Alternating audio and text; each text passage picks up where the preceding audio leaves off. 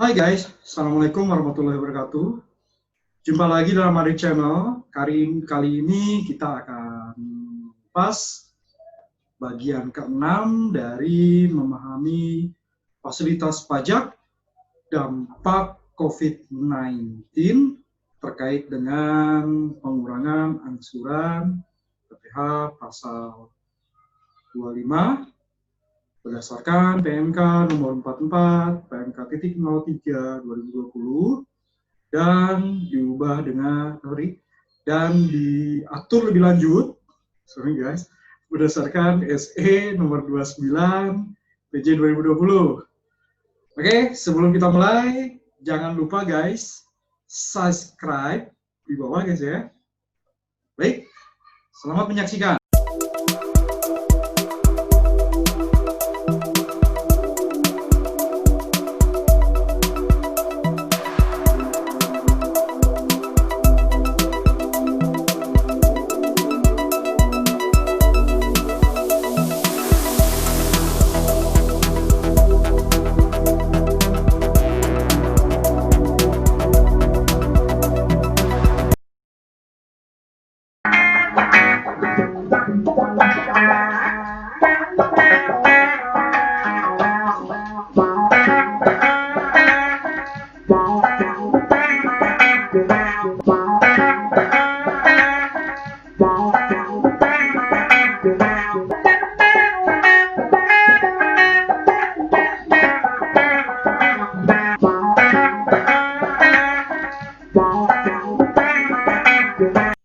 Oke guys, dalam PMK nomor 44 tahun 2020 ini terkait dengan insentif angsuran PPh pasal 25, ada hal yang berbeda dari tadi yang sudah ditunjukkan dalam running test ya, bahwa bagi wajib pajak yang memiliki kode KLU sesuai dengan lampiran huruf N PMK 44 tahun 2020 atau wajib pajak yang telah ditetapkan sebagai perusahaan KITE atau wajib pajak yang telah mendapat izin penyelenggara kawasan berikat, izin pengusaha kawasan berikat atau izin PDKB, diberikan pengurangan besarnya angsuran PPh pasal 25 sebesar 30% dari angsuran PPh pasal 25 yang seharusnya terutang.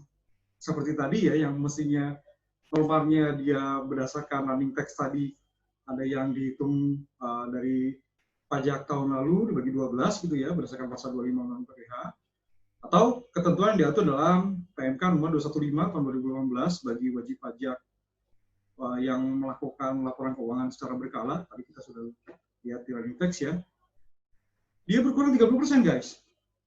Jadi ini bila masuk syarat yang 3 tadi guys, ada dalam lampiran huruf N KLU-nya, klasifikasi lapangan usaha ya. Kalau ini cek lagi di bagian pertama, kedua, ketiga guys, di situ syaratnya semua mirip-mirip guys ya, termasuk yang ini. Nah, sama juga guys untuk angsuran PPh, pengurangan angsuran PPh 25 ini, bagi mereka yang memenuhi syarat 3 tadi, di antara salah satu ya, semuanya atau guys, KLU-nya ada, atau KITE, atau mendapat izin penyelenggara kawasan berikat, pengusaha kawasan berikat, dan sebagainya. Maka KLU-nya harus sesuai dengan SPT tahunan PPh tahun pajak 2018 yang telah dilakukan oleh wajib pajak. Nah, bila ternyata dia adalah wajib pajak baru, maka KLU berdasarkan data yang terdapat dalam administrasi perpajakan atau master file ya di Direktorat Jenderal Pajak. Nah, kemudian guys, untuk meminta atau memanfaatkan fasilitas ini, wajib pajak yang memenuhi syarat harus memberikan pemberitahuan kepada kepala KPP sama melalui saluran tertentu dalam laman pajak.go.id. Formatnya harus sesuai dengan PMK 44 ini ya, nanti kita akan cek formatnya seperti apa. Nah, kemudian guys, pengurangan besar angsuran 30% tadi disampaikan sampai dengan masa pajak September 2020. Nanti kita akan lihat juga contohnya ada di sini. Nah, bila ternyata tidak memenuhi kriteria yang tadi, KLU-nya nggak masuk, bukan KITE, atau bukan di kawasan berikat tadi ya, pajak tadi ya, maka Kepala KPP akan menerbitkan surat pemberitahuan tidak berhak mendapatkan pengurangan besar angsuran PPh 25. Nanti contohnya juga ada guys, kita akan lihat juga ya seperti apa. Nah, sama seperti di PPh 21 DTP, kemudian pembebasan PPh pasal 22 impor, atau PPh final DTP yang kita sudah bahas di video sebelumnya ya, bahwa adanya insentif pengurangan angsuran PPh pasal 25 ini, itu ada kewajiban tambahan ya, wajib menyampaikan laporan realisasi pengurangan besaran angsuran setiap 3 bulan melalui saluran tertentu. Sama ya, kita juga lapornya secara online ya, secara daring lewat pajak.go.id. Ya, tentunya ada di DJP online kayaknya. Nah, pengurangan angsuran ini mirip seperti PPh pembebasan PPh 22 impor ya, di bagian kelima kita sudah tayangkan. Wajib disampaikan laporan realisasinya ini, pengurangan angsuran PPh pasal 25, wajib disampaikan paling lambat tanggal 20 Juli untuk masa pajak April sampai dengan masa pajak Juni 2020, dan tanggal 20 Oktober 2020 untuk masa pajak Juli 2020 sampai dengan masa pajak September 2020. Nah, semoga sudah ada ya daringnya ya, karena kita sudah mau masuk berjalan di bulan Juli guys. Kebetulan ini video di tag tanggal 7 Juli 2020. Tanggal kembar ya, 07, 07, 20, 20 guys. Oke, nah kemudian guys, ini kita akan cek contohnya. Contohnya kita akan cek seperti apa guys. Ya, karena di sini disebutkan guys, contoh-contoh siapa saja dan bagaimana cara menghitung pengurangan angsuran PPh pasal 25.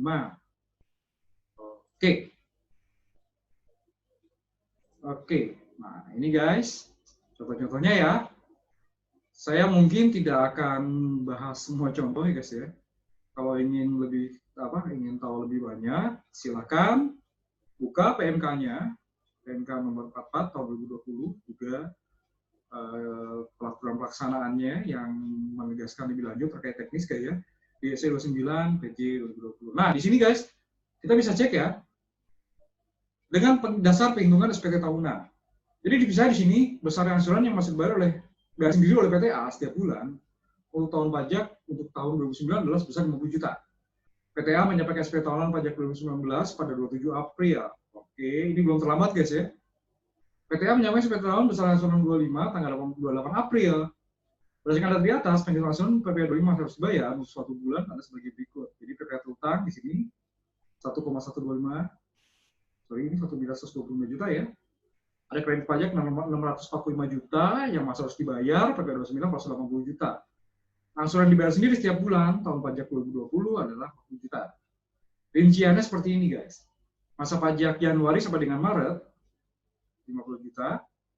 Angsuran PPh pasal 25 April, oke, di sini dia 2019 kan 50 juta tadi ya, contoh ya. April sampai dengan September yang seharusnya terutang 40 juta. Nah, karena dia ada pengurangan dan dia memenuhi syarat guys ya, memenuhi syarat untuk pengurangan 30%, makanya 40 juta tadi dikalikan 30%, maka dia cukup membayar 12 juta. Oke. Sorry, didapat pengurangan, bukan bayar ya, mendapat pengurangan 12 juta. Nah, jadi dia cukup membayar untuk masa pajak April sampai dengan September 2020 sebesar 28 juta. Nah, Oktober sampai Desember, ini fasilitas tidak diberikan lagi guys. Ingat tadi ya, cuma sampai masa September 2020. Untuk masa Oktober sampai dengan Desember, maka dia balik lagi normal. Sesuai dengan penghitungan SPT-nya ya, di SPT tahun 2019. Oke guys, itu contohnya ya. Oke, ini 40 juta. Nah, di sini ternyata nih, si PTA ini misalnya terlambat. Dia baru menyampaikan SPT, baru menyampaikan surat pemberitahuan pengurangan besaran angsuran, dia baru bisa memanfaatkan atau baru memanfaatkan pemberitahuannya ya ke DJP online di Juli 2020, 28 Juli saya contohnya ya. Maka sama seperti tadi guys penghitungannya ya, dia baru bisa memanfaatkan sebentar dari masa pajak April berarti ya Mei ya. Kan tadi Januari, Februari, Maret itu masih pakai yang 2000 penghitungan 2019 ya, 50 juta ya. Nah, begitu masa pajak Mei sampai Juni, dia berdasarkan pisukan SPT tahunan 2019. Oke, 40 juta di sini. Yang ini masih pakai tahun sebelumnya ya, 50 juta ya. Oke, 40 juta di sini. Nah, karena dia baru memberikan pemberitahuan pengurangan adalah di bulan Juli, ya, maka dia baru dapat pengurangan 12 juta untuk masa pajak Juli sampai dengan masa pajak September, dia cukup bayar 28 juta. Nah, kemudian untuk Oktober sampai dengan Desember, normal lagi 40 juta. Jadi di sini yang harus kita perhatikan guys, kapan kita mau mulai memanfaatkan. Disitulah maka pengurangan angsuran 30% baru mulai berjalan argonya, gitu ya. Oke, ini contoh kedua, di sini laporan berkala wajib pajak masuk bursa. Ya, nah ini guys, laporan realisasinya guys, seperti ini bentuknya. Ya, ini juga sama seperti PPh 21 DTT, pembebasan PPh 22 impor, lalu PPh final DTT, soal PPh final ada ya. Jadi PPh final juga ada ya, harus melaporkan realisasi pengurangan berdasarkan angsuran PPh pasal 25. Nah, kemudian guys, di SE 29 ini ada teknis ya, masih mirip guys sama yang tadi. Ya, masih mirip ya. Paling di sini ada, nah ini dia ya. Mengajukan pemberitahuan sama semua ya. Sejak kapan di sini dimanfaatkan, berarti sampai dengan masa September masih sama juga seperti PMK-nya. Ini juga sama ini guys. Penyampaian pemberitahuan insentifnya juga masih mirip ya. Seperti PMK-nya. Nah, ini dia. Yang butir 6 ini ya. Dalam hal wajib pajak telah melakukan pembayaran PPh pasal 25 yang seharusnya diberikan pengurangan pada masa pajak pada butir 5. Ini ya. Ya. April paling lambat 15 Mei. Oke, ini kan udah lewat ya. Sekarang kita udah masuk di bulan Juli pada saat video ini direkam, guys. Oke. Nah, ini kalau ternyata nih ya, kita dapat fasilitas katakanlah Juli nih, tapi sudah kadung bayar guys 40 juta. Kan tadi dapat pengurangan 12 ya, maka di sini kalau ternyata terjadi seperti itu dapat mengajukan pemindah bukuan atas kelebihan membayar PPh pasal 25 tersebut. Oke, jadi pemindah bukuannya normal ya berdasarkan PMK 242 guys. Tahun 2014, jadi kembali ke mekanisme normal di sini. Oke. Nah, dalam hak Putusan Menteri Keuangan tentang penetapan perusahaan KITE, izin penyelenggara kawasan berikat, izin pengusaha kawasan berikat, atau izin PDK dicabut, pengurangan besar angsuran 25 berakhir sampai dengan masa pajak dilakukan di penjara gudang. Ini bagi yang KITE, kawasan berikat dan sebagainya ya. Jadi kita harus benar-benar di sini melihat. Benar-benar kita harus melihat bahwa kapan, guys, kapan KITE itu berlaku. Kalau ternyata pada masa pajak Juli sudah tidak berlaku, berarti kan tidak memenuhi syarat, guys. Jadi dia tidak berhak untuk memanfaatkan pengurangan angsuran PPh pasal 25 sebesar 30%. Nah, begitu guys. Bahasan kita terkait dengan pengurangan angsuran PPh pasal 25 berdasarkan TMK nomor 44 tahun 2020 dan diatur lebih lanjut dalam SE 29 tahun 2020. Itu masih ada PPN ya yang belum terbahas, nanti kita akan lanjutkan di bagian ke-7. Juga di bagian ke-8 masih PMK 44 kita akan melihat ketentuan tentang KLU dan lain sebagainya. Apakah boleh kalau misalnya ada perbedaan data ya, kita akan bahas di berikutnya.